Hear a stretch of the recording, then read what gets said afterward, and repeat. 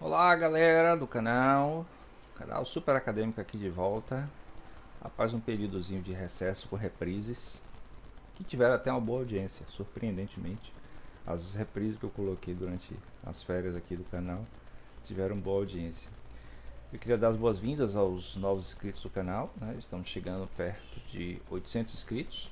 A meta, né, para o ano passado era 1000. A gente não chegou, mas a gente vai chegar esse ano com certeza. Graças a vocês que estão aí seguindo o canal e continuam seguindo e recomendando o canal. Bom, hoje eu vou continuar. Tivemos live essa semana, né? Espero que vocês tenham gostado da live. Falando sobre as questões políticas aí do país no momento, a situação lá do pessoal que invadiu lá os poderes, dia 8 de janeiro. Você está acompanhando o canal, sabe o que eu estou falando. E se você vive aqui no Brasil também sabe o que eu estou falando. Mas, bom, hoje eu vou continuar com nossa playlist sobre o História da Filosofia Cristã do Bonner e Gilson. Então, no último vídeo, a gente estava falando sobre os capadócios, né? A gente terminou faltavam 2 capadócios ainda para falar. A gente tinha falado do Gregório, aí falta o Basílio e o outro Gregório. Eu vou concluir essa série e ver se eu avanço um pouco mais. Então, o Basílio Magno, ele conviveu com o Gregório, né?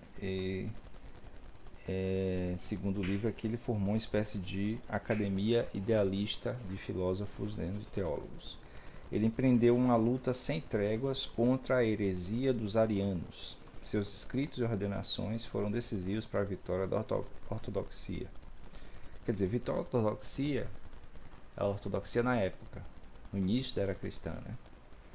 Já que a gente sabe hoje que a chamada Igreja Ortodoxa, na verdade, é uma linha do cristianismo que diverge, né, do catolicismo apostólico romano, que é aquele comandado pelo Papa lá, hoje o Francisco, né? Ele é considerado um dos 4 grandes doutores da igreja grega. Veja que a igreja chamada ortodoxa, ela tem uma predominância muito grande na Grécia e na Rússia também. Acho que na Turquia tem presença também, apesar de depois terem sido diminuídos pela presença turco-otomana. Nas obras dele, ele chama a atenção aqui das homilias sobre a obra dos 6 dias, que tem a ver com a criação do mundo. Esses primeiros teólogos, né, primeiros filósofos do cristianismo, eles se preocupam muito com essa coisa de falar sobre a existência de Deus, o que comprova a existência de Deus e como é que funciona a mente de Deus. Então, falar sobre, por exemplo, a criação do mundo em 6 dias, tal, é muito dessa coisa de tentar interpretar o que quer dizer aquilo ali, literalmente, ou misticamente, ou analogicamente, ou pedagogicamente. Então, na cosmovisão de Basílio, ele tenta aliar os conhecimentos cosmológicos e científicos do seu tempo com os dados bíblicos. Faz relações entre a fé e a ciência para determinar atitudes dos pensadores cristãos pelo espaço de vários séculos. Então, por exemplo, esse tipo de pensamento inicial do cristianismo é que vai determinar que futuramente, né, no modo que evolui o cristianismo e as ciências, tudo que aparece que nega alguma interpretação presente na escritura sagrada deve ser considerado errado ou herético, certo? É por isso que depois, no final da Idade Média, vai causar os efeitos terríveis da Inquisição, o que termina por atrasar a ciência, né? Mas, como é que eu posso explicar? É um elemento de formação da filosofia cristã. Então, ela não pode negar, como eu falei nos outros vídeos, a escritura sagrada. Ela só pode interpretar, mas não negar. O próprio ato, a criação do tempo, a criação no tempo. O próprio ato criativo, porém, é intemporal, visto ser ele que põe o começo temporal. Segue-se que o ato que põe o começo não se situa no tempo. Em outros tempos é um ato intemporal. Então, segundo essa interpretação do Basílio, a criação do universo, do mundo, tal, está fora do tempo, porque ao ser criado é colocado no tempo. Então é um ato atemporal, intemporal. A gente vai falar sobre a matéria. Os elementos vêm descritos na quarta homilia. Cada elemento possui uma qualidade específica. O fogo é cálido, a água é fria, o ar é úmido e a terra é seca. Vejam que tem uma ligação muito forte com a mentalidade ainda grega, né, dos elementos físicos como sendo os quatro elementos, que hoje a gente sabe que não é assim que se divide a matéria, né? A matéria tem vários outros elementos. Esses elementos são subdivididos em outros elementos e por aí vai. Entretanto, é só no estado primitivo que os elementos apresentam essas propriedades específicas. O que se apresenta ao sentido sob a forma de fogo, água, terra e ar é o resultado da mistura de todos os elementos. Quem fala dos quatro elementos acho que é Protágoras, não, é Anaxágoras. Anaxágoras que fala dos quatro elementos, aquele filósofo pré-socrático que meio que começou essa tradição de preocupação com os elementos, essas preocupações cosmológicas com os elementos. Aí vai falar das plantas, vai falar do reino animal. Seu característico é a irracionalidade, mas esta imperfeição é compensada pelo fato de Deus lhes haver proporcionado um saber hereditário, que é o instinto. É uma maneira de explicar teologicamente, né? Explicar via a fé religiosa os elementos da natureza. E enfim tem a apreciação dos autores, né, encarado do ângulo de vista moderno. A cosmovisão de Basílio é assaz ingênua e primitiva. Suas exposições não contêm praticamente nada de original. Como deu para ver, ele reproduz muito do pensamento grego originário, né? O pensamento grego dos pré-socráticos. Aí vem o outro Gregório, né, que é o último Capadócio, o Gregório de Nissa. Aí vai ser destacada aqui uma antropologia na obra dele. O homem como ser composto de corpo e alma. O universo em dois grandes domínios, o mundo sensível e o mundo espiritual. O espírito é incorporal, intangível e invisível, em oposição ao mundo visível que, como o nome indica, é perceptível aos sentidos. O homem, por sua vez, constitui o elo de ligação entre os dois domínios. Então é colocado o status do homem, né, do ser humano, como sendo o status daquele ente que vincula a matéria ao espírito. Vai falar da união do corpo e alma, vai tentar explicar o que é alma. Lembrando que alma, né, é do latim, né, acho que é do latim, ou é do grego? Do latim, anima. É aquilo que anima o corpo. Aí vai discutir quando se origina a alma, né? É na concepção, é naquele momento. Resta, pois, que a alma e o corpo foram criados simultaneamente. Ambos aparecem ao mesmo tempo, de sorte que o homem inteiro começa a existir num só e mesmo momento. Isso se aplica tanto à criação do primeiro homem no paraíso como à geração de cada homem individual. Essa é a conclusão que ele chega. Bom, na verdade, né, esse tipo de coisa não tem resposta, porque assim, é a mesma discussão que se tem hoje. Quando é que surge a vida, né?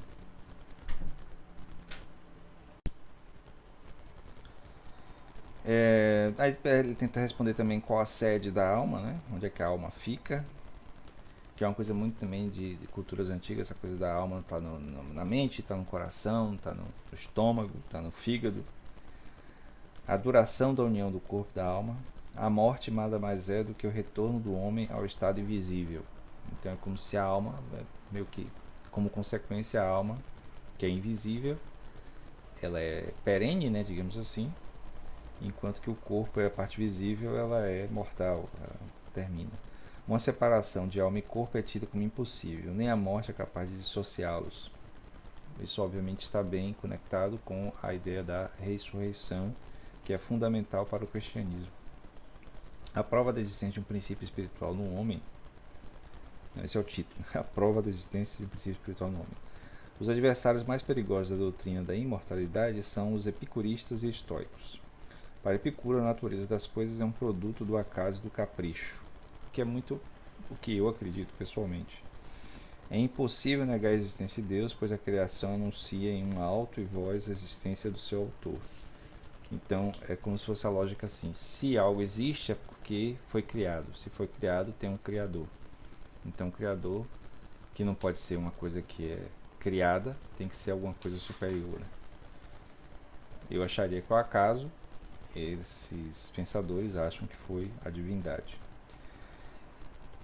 Figuras sensíveis, elas nos orientam para o suprassensível, demonstrando assim que em nossa natureza se oculta algo de espiritual. É como se fossem as ciências, né, os insights, os pensamentos, os sonhos. É porque assim, há muito da interpretação mística de um fato e interpretação, digamos, científica de um fato, que não deixa de ter um certo misticismo, mas depende do que você abrace, né, como modo de acreditar na realidade. O homem seria uma simples máquina pensante construída por Deus. Conclusão bem, bem cartesiana, na verdade. Há uma só alma, a racional, que dá vida à sensibilidade do corpo. Então a alma está ligada à nossa racionalidade. O nous é uma potência superior que atua nos sentidos, cujos dados se avalia, julga e ordena. Então é como se fosse a nossa capacidade de pensar, né? A linguagem como meio de expressão do nous. Pode interpretar o nous como logos ou razão. Através dos sentidos, o mundo externo age sobre o nous. Pela linguagem, o nous age sobre o mundo externo. Então é como se nós, como esses entes capazes de perceber o mundo e interpretar o mundo, a gente usa a linguagem para expressar aquilo que a gente interpreta. A essa altura parece uma coisa meio óbvia, né? A queda do homem é a origem do mal. Isso aqui vai ter influência muito grande na filosofia do Santo Agostinho, né? O homem foi criado a fim de tornar-se partícipe da divindade. Incumbe-lhe a tarefa de aspirar à participação no protótipo de todo o bem que é Deus. Com o livre-arbítrio, aí origina o mal, né? O livre-arbítrio nos conduz à razão metafísica do pecado. A doutrina do pecado e a queda retém um lugar central no sistema do Gregório. Então, a origem do mal, do mesmo jeito que o Santo Agostinho vai dizer, vem do livre-arbítrio do homem, já que ele estaria meio que destinado, né, que ele foi feito pela divindade, a se tornar parte da divindade. Mas porque ele tem o livre-arbítrio, ele acaba fazendo escolhas que levam ele para se afastar da divindade. O homem pronunciou-se livremente contra Deus, e é nisso que está o pecado. O pecado é, pois, a inexistência de algo que deveria existir, a saber, a decisão por Deus. Não é nada de positivo. Engraçado isso. Quer dizer, Deus criou as pessoas, né, os seres humanos, e deu-lhes a capacidade de ir contra ele. Na verdade é isso. A sexualidade não faz parte nem da natureza humana, nem da imagem de Deus. É antes um véu a encobrir a imagem. Não só isso, o matrimônio e a procriação sexual são uma decorrência da mortalidade. Sem eles, a humanidade, reduzida ao estado animal, estaria condenada à extinção. Gregório escreve literalmente no seu tratado sobre a virgindade: foi pela impostura do anjo mau que a concupiscência entrou em nós, dando origem à nossa infelicidade. É uma coisa bem moralista, né? Gregório descobriu, deslumbrado, o mundo do espírito e transmitiu à posteridade uma multidão de argutas observações psicológicas. Bom, não admira que os cristãos, principalmente os católicos, tenham essa culpa carregada relacionada com a sexualidade, já que é como se toda expressão da sexualidade fosse uma espécie de contraditório em relação ao que Deus planejou. Do nous e do entendimento não se pode dizer que tenham sido propriamente doados, senão que foram condoados, ao proporcionar a Deus a imagem, o ornato de sua própria natureza. Então Deus dá a imagem, né? Deus dá o propósito, e nós perseguimos através do livre-arbítrio outras coisas. O seguinte também vai falar do livre-arbítrio, se eu não me engano, pelo mesmo caminho. Deixa eu ver o nome, é Nemésio de Hermes, aí já não é mais o Capadócio. Da Capadócia, né, na Turquia. No primeiro vídeo eu cometi o erro de dizer que a Capadócia era na Itália, viu, gente? Perdoem esse erro. Só quando eu estava editando foi que eu vi o erro. E coloquei bem grande, que a Capadócia é na Turquia. Deus, a necessidade, o destino, a natureza, a fortuna e o acaso são os modelos de determinação da realidade. Pois nem concebe como Deus possa produzir repugnantes e maus, tais como o homem muitas vezes os pratica. O acaso, que só atua nos seres inanimados e irracionais, quem dera. E assim, eliminadas todas as demais alternativas, só nos resta admitir que o próprio homem é causa e princípio de suas ações. Normalmente jogando o livre-arbítrio como centro da realidade humana, dada por Deus, como sendo a maneira de o homem se autodeterminar. O homem é a causa de tudo quanto se realiza voluntária e refletidamente. Por isso o homem é, por natureza, livre e imutável. É livre graças à sua razão, imutável por ter vindo a ser. É sempre a possibilidade, né? Seria muito uma coisa existencialista, né? Mas, claro, ninguém nunca admitiria essa conexão entre a filosofia cristã e o existencialismo. E depois tem mais um aqui chamado Dionísio, que seria um pseudo, esse eu não terminei ainda. Dionísio pseudo-aeropagita. Pelo que eu entendi até onde eu li, parece que ele usava um pseudônimo e aí foi confundido com outro pensador. Mas, de qualquer jeito, o importante aqui são as ideias. Então eu vou ficando por aqui, que é onde eu estou no livro. Eu espero no próximo vídeo poder continuar, se eu já tiver terminado. Espero que vocês tenham gostado. Não esqueça de se inscrever no canal, dar like no vídeo, compartilhar, comentar, né? Façam tretas aí relacionadas com o vídeo, né? Digam várias coisas, que isso é importante para o canal ter engajamento, certo?